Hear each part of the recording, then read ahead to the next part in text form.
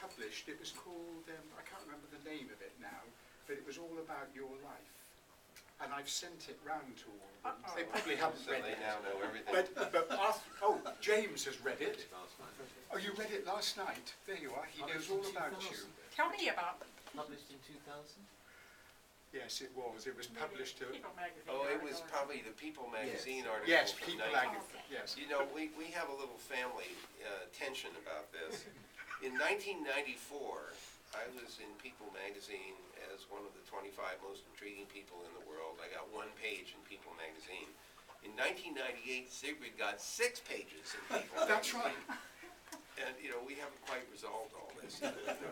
All right, what's it like to have lived through 50 years of deafness and now have cochlear implants at your beck and call? And also the other question is, what is it like to be married to this kind of man? You don't have to say too much there. Well, I think we both realize that silence is golden. When we don't have our hearing aid or implant on, we can get more done. We can turn the world off. This is great. Right. Just growing up deaf, I won't get into that because I know we'll have a chance to chat over lunch. But I would like to say that one of the things I have discovered is that the more interested I am in hearing better, to improve my hearing, the easier it gets to communicate with anyone in the world. It doesn't matter who it is. If someone is speaking in a foreign language, it may be easier to hear if I meet each person halfway. What is your need? What is my need? And growing up, I did not understand that. There was a hidden disability. I grew up oral deaf. Another point I'd like to make, Helen mentioned I think the percentages of how many children are growing up deaf. Are you aware, we are in America, I get a look about this every day, how many adults are now deaf? In America, the percentage is 17%, 1-7. Over the age of, I believe it's 21, they're using the age of 21. Most of these people are not older folks. Believe it or not, they are the younger ones who are deafening themselves. They have been warned. They don't understand how that might happen, so they continue to use anything that will isolate them from the rest of the world. They want music. They want loudness. They want rock music. They want nightclubs. They want to have fun. Okay, so this is this is growing into 1 out of 5 next year. 5 years from now, what will the statistics be? I can't predict because we don't know how much warning there will be given or how much will be built into the device, the iPod, for example, to prevent too much loud volume in these devices.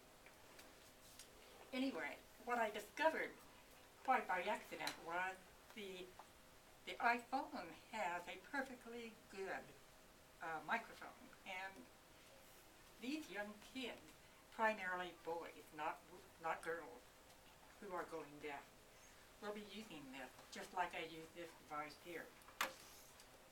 In areas of noise, to hear better. The iPhone works the same way this $3,000 device does. It's just amazing. So they will find ways to communicate. And this is a huge new population, I think, will gradually adjust. Unlike adults who get hearing loss, they're in a state of shock. They can't quite change their ways. They don't know how to adjust.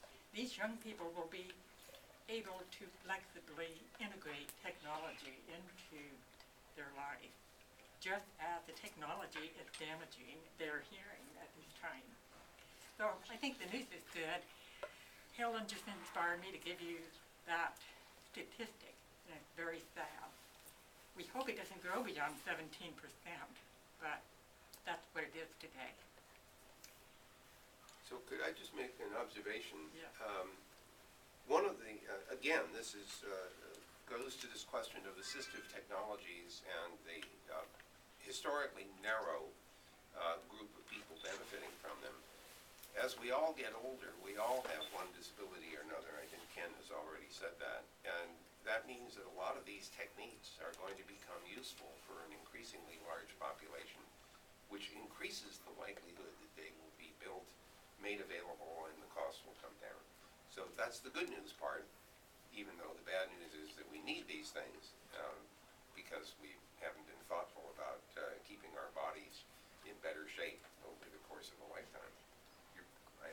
As I get older, I discover that my body that was my friend for many, many years suddenly isn't anymore.